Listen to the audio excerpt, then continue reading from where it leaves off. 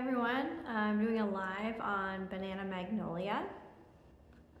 This is Magnolia Figo, F-I-G-O, and I just have some in this glass. I'm going to put a dish on top of it just to, so that the air around it can become infused with the aroma before I smell it.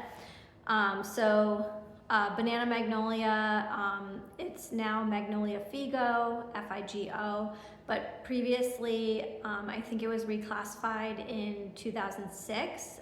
Previously it was Michelia in that genus, but some taxonomic research found that there were more commonalities with the taxon Magnolia, and some recent research found that it's probably closely related to Magnolia odora, O-D-O-R-A, which is a highly fragrant magnolia. Both are native to China, but Banana Magnolia has been introduced to many subtropical regions of the world, and you can find it in mild temperate subtropical areas of the United States.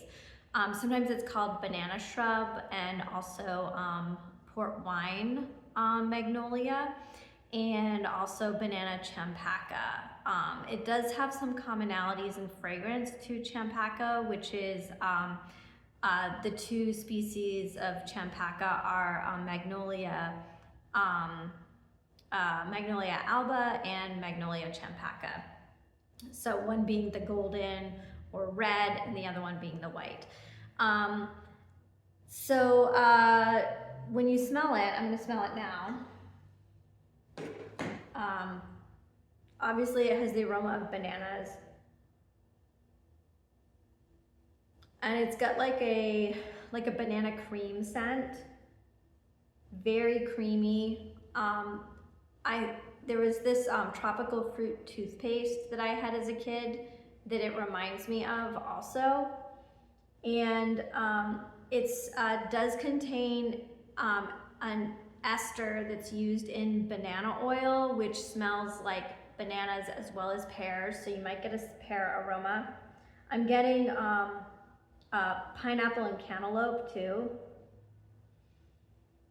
And there's a richness to it. I think that is probably why it's called port wine magnolia also. There's this like rich creaminess, almost like cream sherry or Madeira.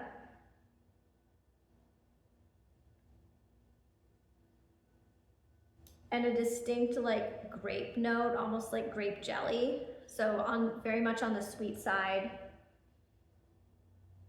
Buttercream. Also, there's this plastic note in it, which is kind of there in champaca as well, and like some glue aldehydes.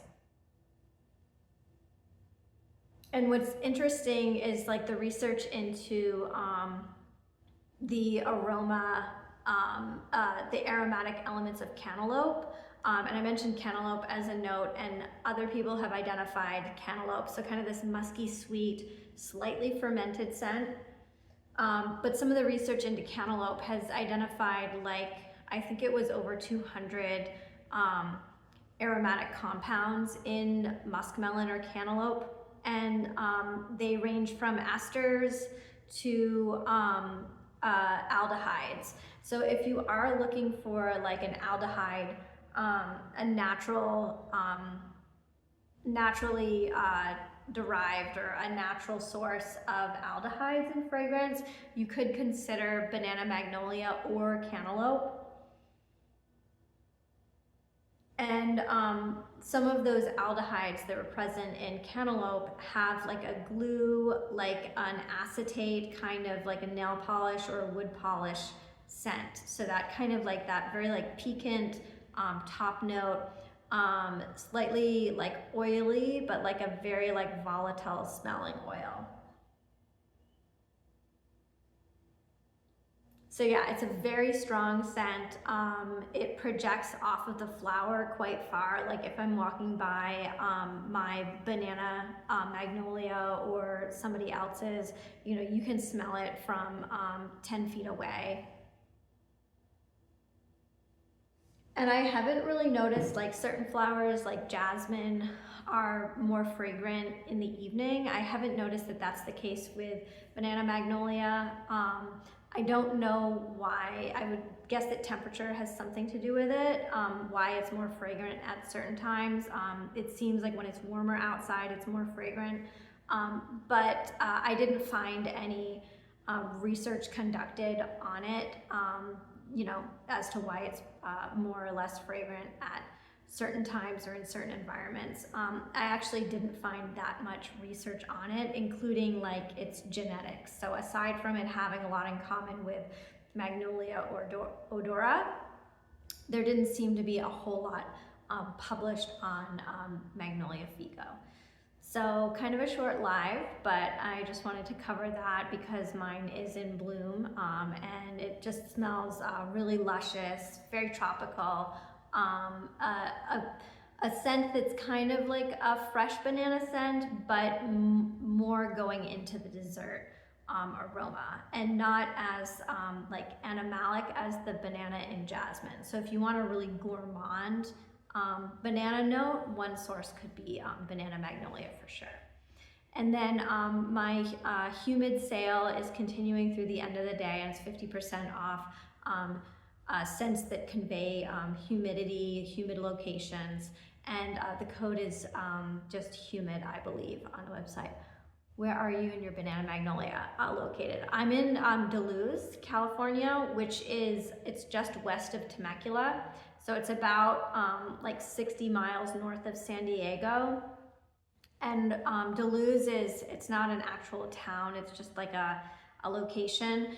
And there's a lot of like avocado orchards and citrus orchards in the area, and it's growing zone 10B, so if that gives you an indication. And we're, as the crow flies, we're 14 miles from the coast. So we do get a little bit of the marine layer, so it's not as hot as Temecula, and it's also not as cold as Temecula. So we have lower high temperatures and higher low temperatures, which makes it kind of ideal for going. I've also had the Banana Magnolia in Vermont, but I had to overwinter it inside. So you can have it in a cooler location. And I believe actually ideal for it is zone 7 to 9. So 10 is kind of pushing it.